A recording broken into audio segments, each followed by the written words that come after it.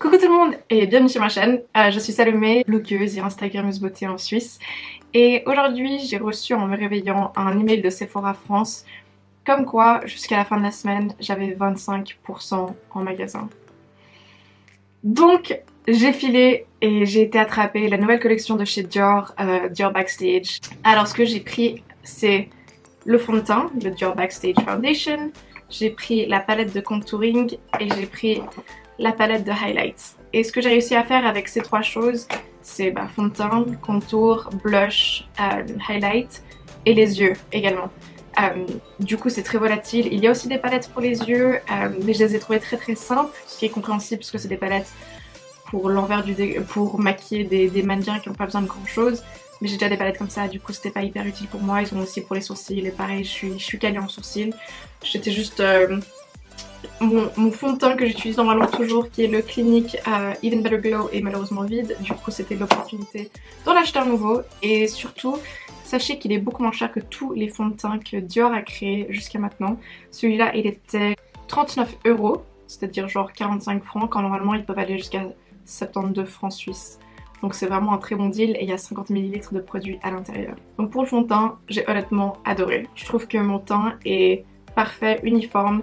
Il laisse transparaître les taches de rousseur, ce qui je trouve génial, tout en gardant vraiment une couvrance assez moyenne, ce qui est bien je trouve surtout pour l'été. Je vous ai fait des swatchs, j'ai une tache de naissance sur la main, du coup généralement pour moi quand je swatch des fonds de teint en magasin, c'est ce qui m'indique si mes taches de rousseur vont être cachées ou non. Donc comme vous pouvez le voir, elle est un peu cachée mais on la voit encore. L'application était facile, je l'ai appliquée avec un beauty blender, c'était vraiment très simple. J'ai commencé avec une petite couche puis j'en ai rajouté une autre parce que je trouvais qu'il n'y avait pas de grande différence et surtout il y avait encore des endroits qui n'étaient pas entièrement recouverts. Du coup j'étais très contente, j'ai pas l'impression que ça me dessèche la peau, j'ai pas l'impression en fait de porter quelque chose sur la peau, ce qui est assez génial. Donc vraiment le fond de teint, je l'adore, il est vraiment top. Ensuite j'ai continué, j'ai fait du contouring avec la palette. J'ai utilisé cette couleur là qui s'appelle Light Contour que je sais pas, je l'ai appliqué, peut-être que j'en ai mis trop. Moi au début c'est clair que j'en ai mis trop mais ça m'a fait, comme vous pouvez le voir, des sortes de petits trous sans produit là où la peau est peut-être un tout petit peu plus sèche, même si j'ai mis une base hydratante en dessous. Du coup ça a quand même accroché sur ces endroits et ça n'a pas appliqué la poudre comme il le fallait. À réessayer, peut-être en mettant plus de crème hydratante, des trucs comme ça, même si j'en mets une tonne.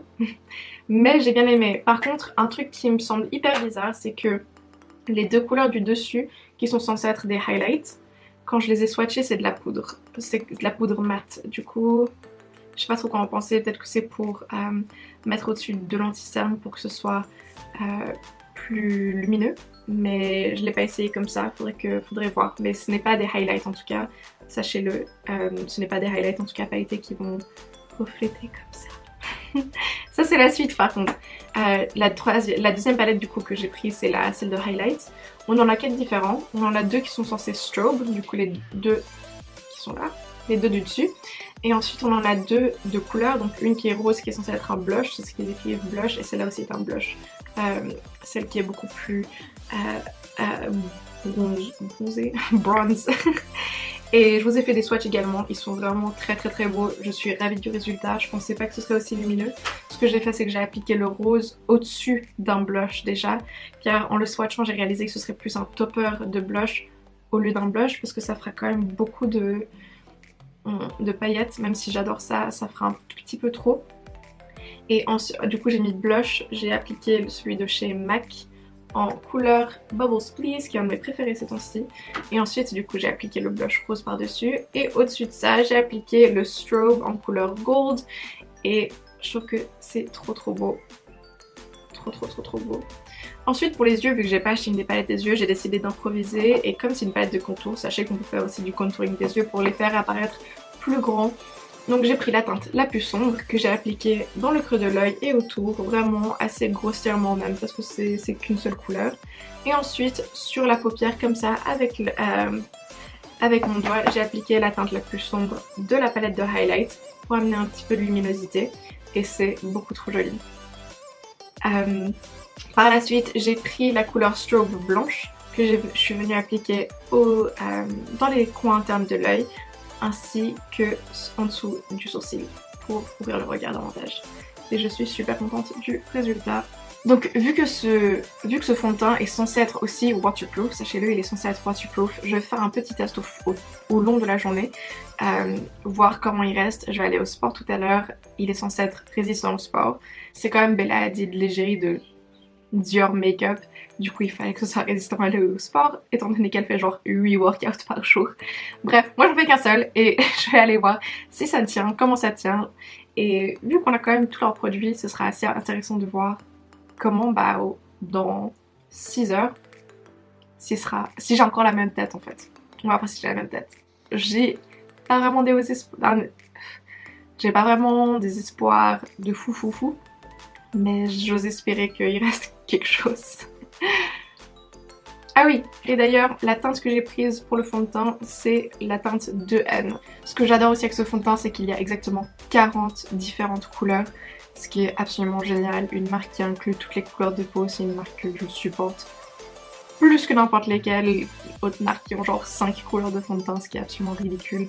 Donc bravo Dior, c'est vraiment génial de faire ça et de continuer ce mouvement d'inclusion de absolument tout le monde dans le monde des cosmétiques. Alors, allons voir comment ce petit fond de teint tient. Bon, la journée s'est pas du tout déroulée comme prévu. J'avais complètement oublié que j'avais un événement pour MAC à 16h. Et pour finir, j'ai été boire un verre avec des amies blogueuses. Donc ça a pris un peu plus de temps que prévu. Et ma gym a déjà fermé. Du coup, j'ai sorti un tapis. Et je vais faire mon sport à la maison pour finir l'expérience. Petit problème pour l'instant, c'est que mon chien a cru que c'était la fête foraine avec le tapis. Et elle veut pas partir. Oui, t'es sur mon tapis là. T'es sur mon tapis. Ok, je suis encore un peu essoufflée, je viens de finir mon workout. J'ai fait 45 minutes assez intenses. Je me sens dégueulasse, mais je dois dire que j'ai regardé un peu là dans le miroir. Et je suis très épatée par le résultat. Voilà, vous êtes vraiment genre sur ma face. Le highlighter est encore là, clairement. Le blush aussi, le contour aussi, ce qui est déjà dingue en soi. Tout le eyeshadow est encore ici. Il y a vraiment rien qui est parti. Le eyeliner aussi. Le eyeliner, c'est Urban Decay par contre. Mais il est aussi intact. Le mascara aussi. Enfin, tout est vraiment intact. Les seuls endroits où je vois où il n'y a plus de fond de teint, c'est le nez. Ouais, toute la région un peu T, à part sur les joues. Il n'y a plus de fond de teint, enfin je crois pas. Peut-être un peu, mais pas grand chose. Et là aussi c'est un peu parti. Mais pour 1 heure de sport, toute une journée. Parce que là tout de suite, il est 19h49. J'ai mis ce maquillage à midi pile. Je trouve ça assez épatant que tout soit resté, surtout le highlight, le blush, le contour et le fond de teint qui est encore là. Dans certains endroits. Ouais. Non, je dois m'avouer épatée. Dior Backstage Foundation, tu es approuvée par moi. Je sais pas si ça a un gros poids dans la société d'aujourd'hui, mais vraiment chapeau. Si vous êtes quelqu'un qui a une vie active gigantesque et transpirante, vous allez sûrement aimer ça. Et même si vous avez une vie normale, vous allez aussi sûrement l'aimer parce que là, au moins, vous êtes sûr qu'il va pas bouger toute la journée. Parce que là, il est encore là. Franchement, je vous le recommande énormément. Je crois que si vous avez plus de fond de teint, si vous cherchez un fond de teint léger pour l'été qui va rester malgré l'humidité, la transpiration et les journées bien chaudes, je crois que ça risque d'être pas mal un must. Je suis super contente de cet achat et je me réjouis de l'utiliser tous les jours à partir de maintenant. En tout cas, merci beaucoup d'avoir regardé cette vidéo, j'espère que ça vous a plu. Si vous voulez voir davantage de vidéos comme ça de ma part, de reviews plus approfondies, n'hésitez pas à me le dire en commentaire, de me donner un pouce en haut si ce contenu vous a plu et surtout de me suivre. Je vous souhaite une excellente journée et je vous fais plein de bisous.